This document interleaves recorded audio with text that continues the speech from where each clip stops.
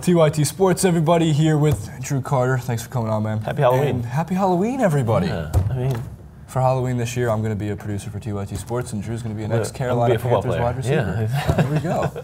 Perfect. We're dressed as is. All right, so speaking of the Panthers and Thursday Night Football, it was a rough go for your ex-football team. Yeah. Rough go for everything. I'm hometown Cleveland. Rough go for the Cavs. Rough go for the Panthers. It was just not a good sports day for me yesterday. The eve of Halloween was not the best of days. Haunted me, man. But moving forward, we'll take a quick look at some of the stats from last night's game. The one thing Drew pointed out immediately, look at the receiving. And Kelvin Benjamin, not even, I mean, he's on there. There's the advanced box score, of course, as well. But Kelvin Benjamin is the most talented receiver on the Panthers. He's a joy to watch. He should be Cam Newton's favorite target.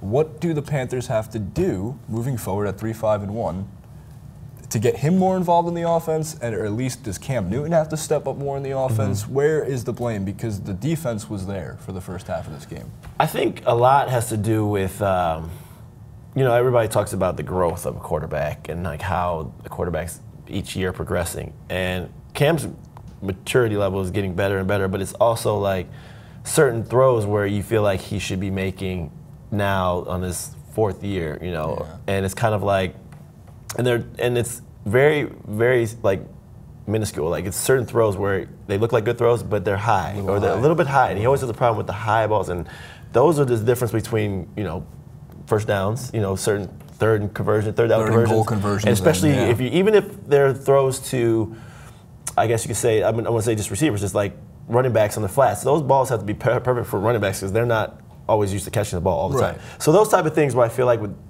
the offense, and obviously you see with the receivers, they're not, I mean, 3 catches and 2 catches by a tight end and 1 receiver, Jericho Cotchery.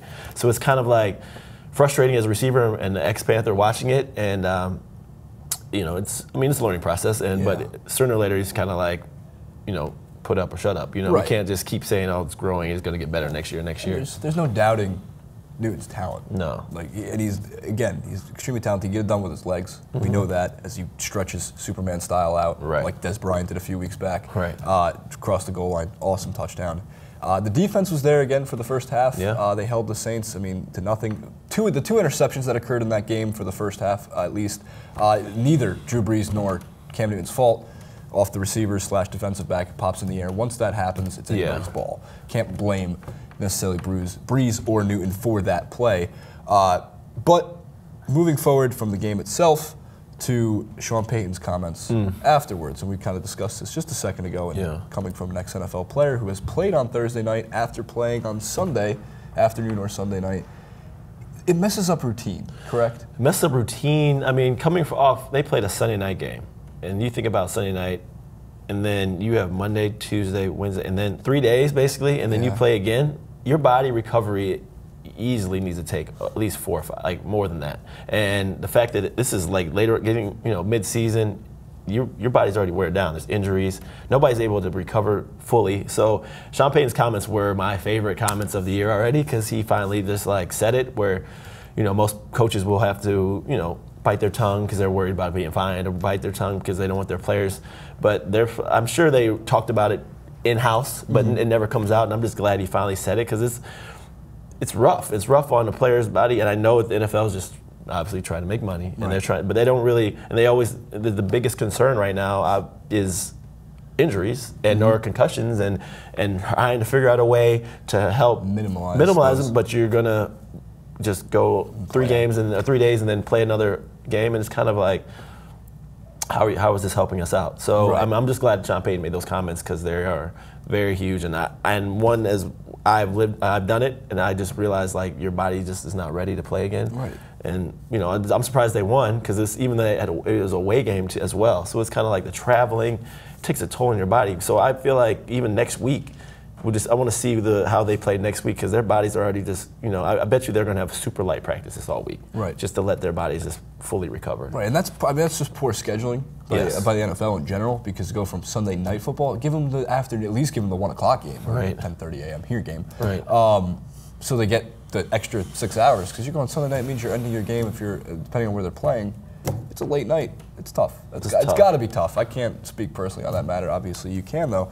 And this also extends over to one more thing, and that is the NFL is increasing their games in London next year to 5, and we know both the coaches and the players are not fans of that. I understand the idea of let's advertise the NFL, our sport, America's now favorite sport, in London, and get a following there. But they're complaining about jet lag. They're complaining about, in general, just the amount of energy they're losing just going from California to London.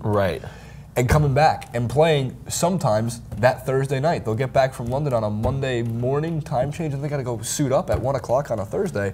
That's tough on anyone, team or player. And I also know that the NFL, like, basically they pay for the teams to go and play in London. It's not like they don't like make the team pay for those flights and stuff because they're advertising it for them. They want the advertisement. It makes sense. And it's nothing against let's spread a wonderful game. I agree with that. But they keep upping it. And it's not just spreading the wonderful game. They see dollar signs.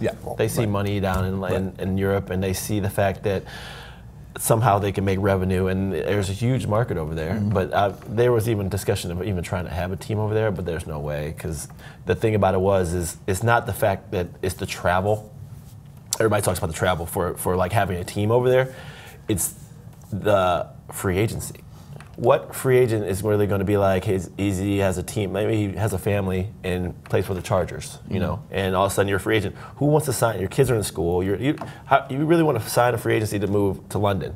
And you're like, what am I doing with my kids? What am I doing with my family? So trying to get like free agency, that's the huge deal with having a London team. I mean, obviously the logistics, but people are not going to just want to, I mean, it's the difference between moving from, I don't know, Texas to California. You're like, okay, we can kind of figure that. I'm moving overseas. And you've also moved from Carolina to Oakland, correct? You went coast to coast. And it's still a pain in the ass for sure. I mean, just coast to coast, let alone over the whole... Over the Atlantic Ocean, to say the least. All right, guys. So, Thursday Night Football, Sean Payton's comments. Leave your thoughts in the comment section below. What are your thoughts on Sunday to Thursday and then Thursday to the following Sunday? Should we still have Thursday Night Football? If we're really trying to minimize concussions and the wear and tear on these players, is it worth it? Or should we be looking out more for their safety? Or are we just seeing, as Drew said, dollar signs? We should have another extra bye week somehow in there. 2 bye weeks. 2 bye weeks. It's a good idea. Maybe something like that.